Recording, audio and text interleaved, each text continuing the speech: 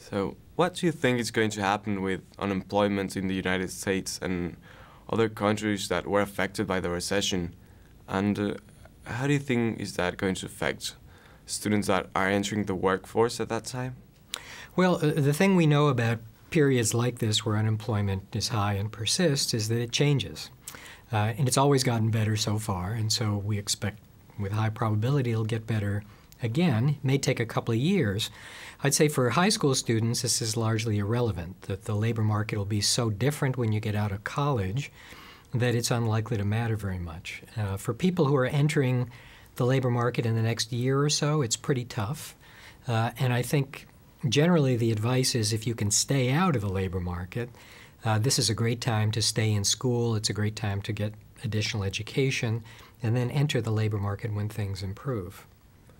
As high school students, we're trying to choose careers. What careers do you think have more opportunities in the next few years, and how could we prepare ourselves for those careers?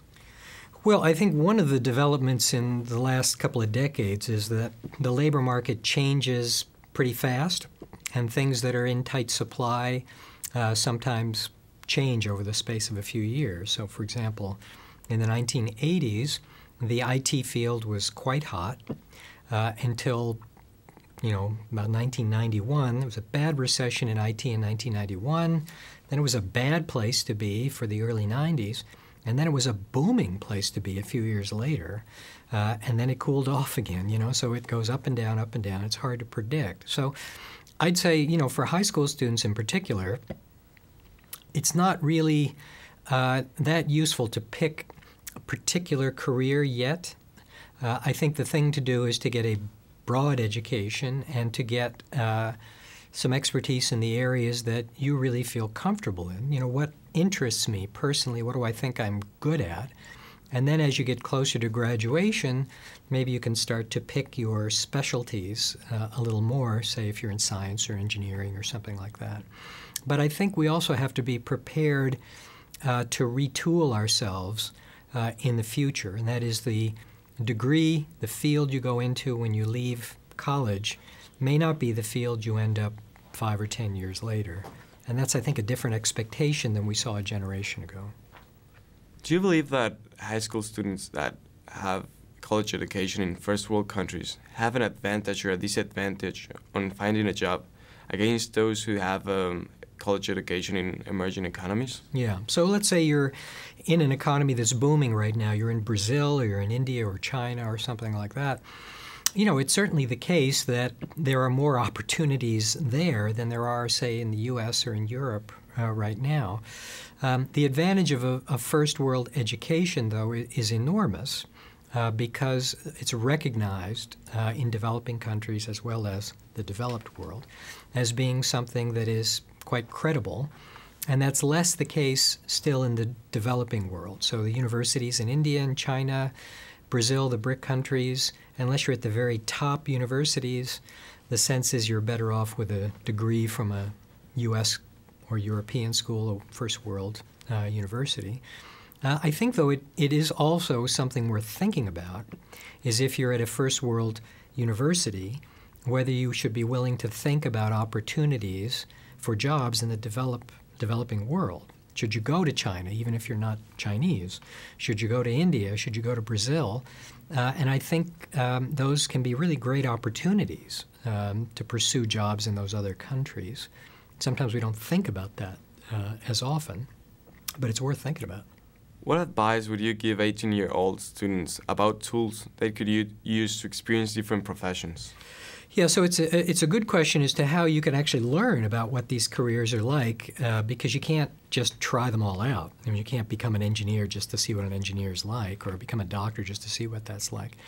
Often, people may have contacts with adults who are willing to let them shadow them for a day. So a great thing to do is to just see if somebody will let you tag along for a day as they do their work and get a feel for what these jobs are like.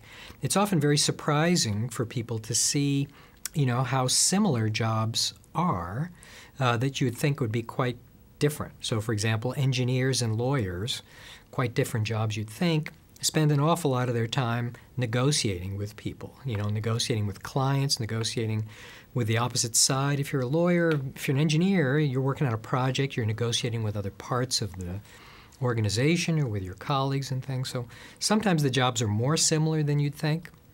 Sometimes the jobs are more different. So you can get some of this information by reading, but probably the best thing to do is to see whether you can just follow somebody around and shadow them and see what the job's like. When you were 18, do you remember which thoughts led you to choose the path you wanted to take, what you wanted from life? Yeah, I'd say most of us who are far away from 18 now and looking back on it will say that the thing that is most striking is how little we knew, right? And in some ways, how could you know much about what the opportunities would be like 10 years later or so? Partly because the world has changed a lot, and partly, I think, also because you change as you get different experiences. So, I thought I was going to be a lawyer, and quite a large percentage of Wharton faculty thought they were going to be lawyers, and I think most of us, frankly, are glad we didn't go down that track. I wanted to be a lawyer because my father was a lawyer, and that was the world that I knew the most about because of my circumstances there. And I thought I was going to be a lawyer until more or less I got close to graduating from college, and I went to graduate school for something different, still thinking I was going to become a lawyer. And the more I learned about the opportunities in the academic world, the more attractive that sounded, and the less attractive other things sounded. But I should say my own experience, I don't think I was particularly well informed. I didn't know about all the other opportunities out there. And I think I sort of stumbled a little bit into what I ended up doing. I think most adults will tell you honestly that that's what happened to them as well. There was some serendipity, some luck, and not a lot of information and really conscious choices.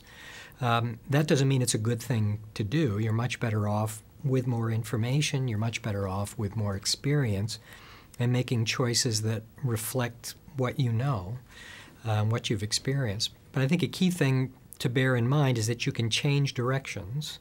Even later in life, you can change directions in terms of careers and jobs. And we need to keep that orientation in mind. Probably we'll have to go back to school at different points to get retooled, and we can always change the field we're in based on what we see. Thank you.